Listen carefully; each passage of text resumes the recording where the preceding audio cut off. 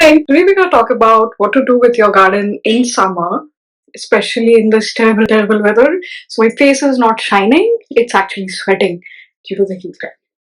So we currently have weather ranging from 45 degrees Celsius to 18 degrees Celsius. Nobody knows when what weather is going to be. It's summer, sometimes it's winter, sometimes it's raining. Humans are confused, let alone plants. So we're going to discuss in this video on what plants can make your garden look better even in this extreme heat, and apart from that, what can we do to help our plant babies in this extreme weather changing, basically in this extreme climate. Let's dive in. Before we dive into this, I would like to ask you to hit on the red button with where they have written subscribe, because that helps me create more videos in the future. Otherwise, you're gonna see ads and I'm not gonna get paid for it. YouTube is the only one who will get paid for it. So you better click on the subscribe button so that I get a teeny tiny bit of share. I need to reach 1000 subscribers soon. First and foremost, we're going to talk about the plant groups that do extremely well even in this heat. Like, they are growing like crazy. All aroid group of plants. So for people who are new into gardening, aroid can be philodendrons, money plants, uh, any of those monsteras. All of these guys are collectively into aroids. I think I'm missing a lot more plants, but aroid is a group of all the individual species that we call it. So aroids are doing extremely well. I'm going to give you an example of some of the aroid plants that are doing so well in this weather. I have a few in front of me from Ugao. I'm going to talk more about them at the end of this video, and stay tuned. So we're going to talk about some plants that they have sent me. So this beautiful micans, okay? Micans, if you have followed me for long on Instagram, you have seen how crazy the micans have grown. Even in this heat, it has not stopped them from growing. It like this baby is showing growth even after getting transported in a extremely heated environment. Like, it was hot. It was about 40 degrees hot when these guys came in via online transport. So this is crazy. Look at how beautiful it looks. Velvety, shiny leaves. So philodendrons are one group of plants. If you're tired of those plain green ones, I can highly recommend these two philodendrons. This is the neon philodendron, and this is the micans. Both of them are extremely good. And in a plant wall, if you keep them together, the contrast will look so beautiful. Your garden will look lush and green, and these babies will never like stop growing even in this hot and humid weather. Another set of plants that does well is of course monsteras and Monstera deliciosa and all kinds of monsteras. Even my variegated Monstera albo is doing so well. Uh, where I am melting in this weather, they are thriving, throwing new leaves every week. They are throwing new leaves every week. Like, I have taken 2-3 cuttings already. So you can also choose to stake these guys up. So actually, philodendrons, if you choose to like keep them like this, they have given beautiful pot. Look at this with the brown pot. The contrast is looking so good. uh, but you may also choose to put it in a plant wall, like replant them in a plant wall, or you may choose to replant them in a kind of a pot with a moss pole. So oftentimes these philodendron group of plants, I've seen that if you stake them up in a pole, their leaf size grows so big. And again, they're growing tremendously crazy. I have a philodendron, Hartley philodendron, the green one, and the leaf size is greater than my hand. So imagine this big. The same heartleaf philodendron plant, when staked up, can grow that big a leaf if you give it some time and stake it up in a moss pole. But don't repot these guys in a very big pot. Give them some time to adjust to your local environment. Just give them some time and then repot them in a not very big pot. Max to max, you can like grow it in a slightly bigger pot than this, but they like to be root bound, so don't repot them in a very big pot. And they like well draining soil, so keep that in mind. Some other group of plants that do extremely well and that are virtually non-killable plants in the plant kingdom, and I'm going to show you them right now.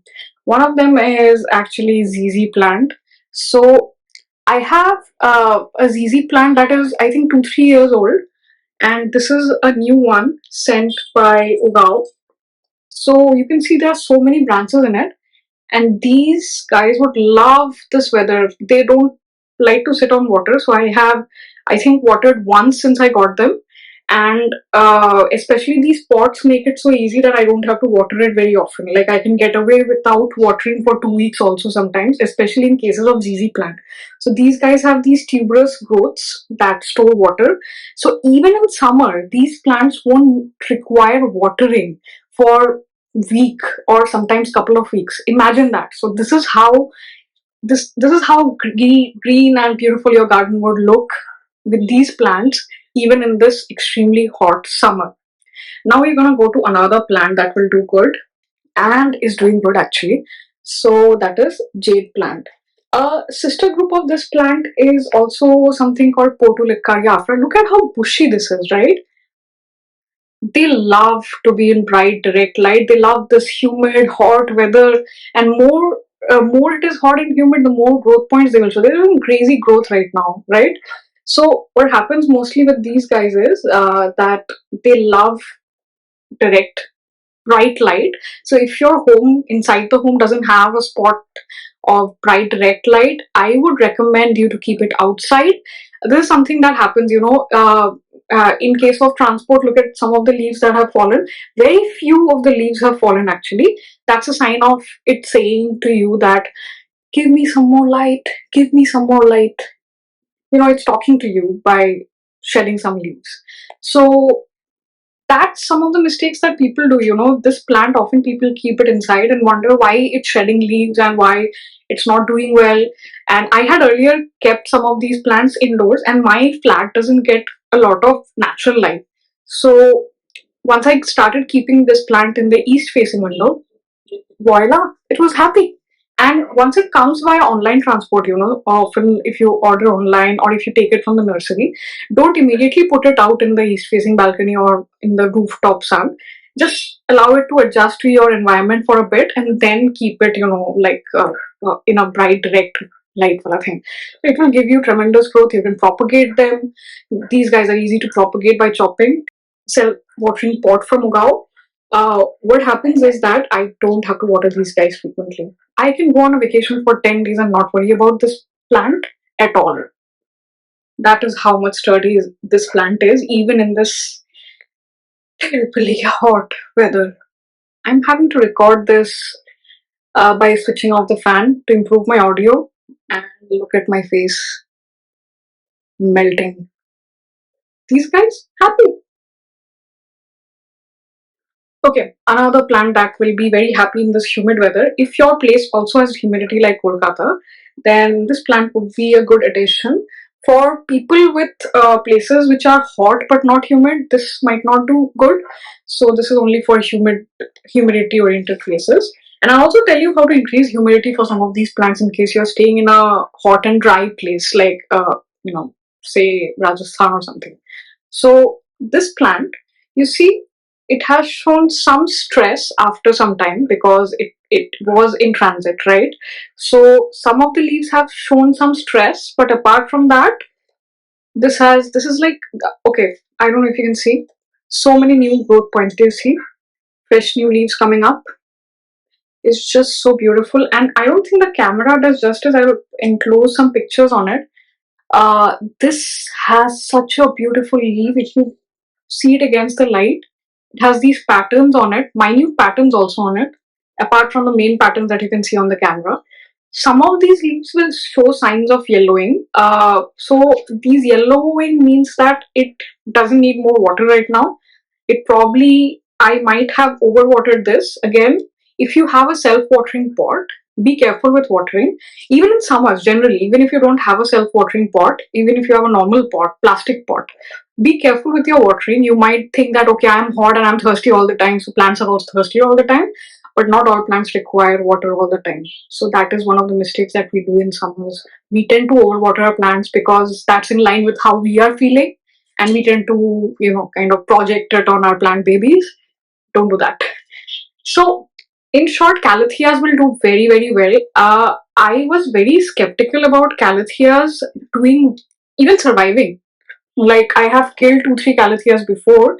However, I was amazed when they survived my plant wall. Now let's talk about plant wall as well. This is something that you can do. I have a whole lot of videos on plant wall, how I set it up, etc. etc. You can try to do it at your place, because one distinct advantage of plant wall is that, if you are in a place with little humidity and you don't want to invest in humidifiers, who invest humidifiers in a open space like balcony, right?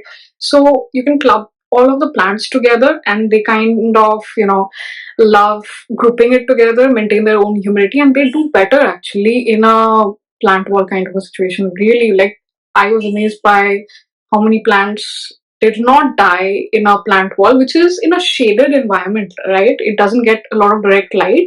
And I've chosen plants like micans. I've chosen plants like these plants, neon philodendron, neon pothos. I have even selected plants like these Ugao marble pothos. I'm embarrassed to say I have killed one of these plants. So, any kind of white variegated plant is a little bit more trickier than the normal plant. So, if you see a variegation, you have to be a little bit careful of providing it a bit more light. So, this is again a sign of overwatering. So I have stopped watering this baby because the soil is still wet. So I'm not going to water it, because if I water it more and more, even when the soil is wet, what's going to happen is more leaves are going to happen like this, right? And often, the new leaves are showing healthy signs, means what you're doing right now is okay, like you're doing well right now. So I don't see any signs of stress in the newer leaves. So wherever I've kept it, it's fine now. So plants have a way of talking to you. We just have to listen to it. uh, in short, don't expose plants. If you have a terrace, then right time for putting up shades and all of that, for protecting so much heat. uh, if you have a balcony garden, depends upon which side the balcony is. East facing balconies, what I've done is I've put all the hardy plants on the outer area, so that the more precious babies like micans and monstera albo will kind of get a little bit more shade. And I'm very, in short, don't expose them to very direct sunlight. Don't overwater them, because I know you're going to water them because it's summer, but I'm stressing on the fact that don't overwater them. Even in this extremely heated like situation, I am having to water my plants, not every day actually. Every alternate days, because I have kept most of them in a shaded area. My balconies don't get that much sun anyways. So even the terracotta pot ones, which kind of dry so fast, it's always good for aroids to have some sort of dry spell in between watering, and they do well regarding that. So I'm going to talk about a couple of more plants. Okay, so these are first in my collection, so I'm still learning about them. I'm going to talk first about the Tomatophyllum that I have. This is gorgeous Tomatophyllum sent by Ugao. Like gorgeous, gorgeous. See, it already has a new leaf. So these babies are also doing very well. Even in the transit, none of the leaves were in shock. And not only that, it has started pushing out a new growth. I mean, come on, like this baby will be a statement piece in my balcony. I have seen Tomatophyllums, when I was in Gangtok and all of that. They were doing extremely well in an outdoor situation. So I'm going to keep it in a more lighter balcony. I'm going to keep it in the east facing balcony where it gets kind of morning light. Same with fiddle fig leaf. Whatever whenever I've seen a larger fiddle fig leaf, like whole tree of huge tree size fiddle fig plants, I have kind of, seen them outside in direct sun. They do well in that. So I'm going to keep this also in the most lighted condition that I have. It's giving new growth, and this will be my first large fiddle fig plant, and what I'm going to do is I'm going to be careful with it watering. I know that this guy does not like to dry in between watering, so if it dries it will start shedding leaves. If it doesn't get enough light, it will enough light, it will start shedding leaves. So shedding leaves is its way of telling I'm not happy currently and do something about it. So this is, I have a smaller one actually, and it has shed all its leaves 3 times till now, and again grown new leaves depending upon what the weather is, what the weather situation is, and whether I've forgotten to water it. So it's pretty much the situation. So in short, I'm gonna say ki these are some of the plants that do extremely well in summer conditions. I'm gonna make another follow-up video of this, showing you all my plants which are actually doing well in the plant wall or in the east-facing balcony. Then you can decide what to do with your plants. We are melting, but some of the plants are doing really well. They're loving this weather, in short. The plants were sent by Ugao, so we're going to talk about them. Okay, first and foremost, their packaging was awesome. Like, all of these plants came in these modular sections, and they are just so cute with all the plant pictures. And what I've done with those cases is I've kept them, and I will be reusing them for storage, right? So, for example, I have these moss lying around, dry moss, and all of those dry soil, dry perlite, and dry charcoal. That is going to be stored in one of those boxes. So, one of the best parts about them is they send these awesome pots, okay? Self-watering pots. So, I'm going on a vacation soon. So, this is going to help me not bother anyone for watering my plants. Like literally, I can forget about this for. I have tested this out. I think I have watered it once since receiving this plant. So I can get away with not watering also. Like this guy was doing pretty well. It's still wet right now. I have watered it, I think 2 3 days back. It's still wet. So these babies make it so easy to, their pots are very good. This is one of the advantages, and the plants were so healthy when they came up. You already saw all my videos on it. I mean, the calathea came in so well. I think it's currently overwatered, so ignore the yellow leaves, it's my fault. Still throwing new leaves, right? You can see, I can see at least 1 2 3 4 5 6 new leaves coming in already, if not more. And this kind of plant came in so well in this extreme heat. I was just amazed. This was the most amazing part of the purchase, I think. All other plants, they tend to do well for a couple of days in enclosed spaces, but this is very finicky, and they did well. They did well. Oh my god, the packaging was so awesome, and the plants are so awesome. You should check them out. You can use my code given below for discount if you want to purchase from them. I'm gonna enclose all the details below. Check out the URLs and all of that. I'm gonna enclose every one of the details below. See you guys in the next video. And again, click on the big red button. Otherwise, YouTube is gonna get all the money for you watching the ads that they are showing you. Subscribe. Bye.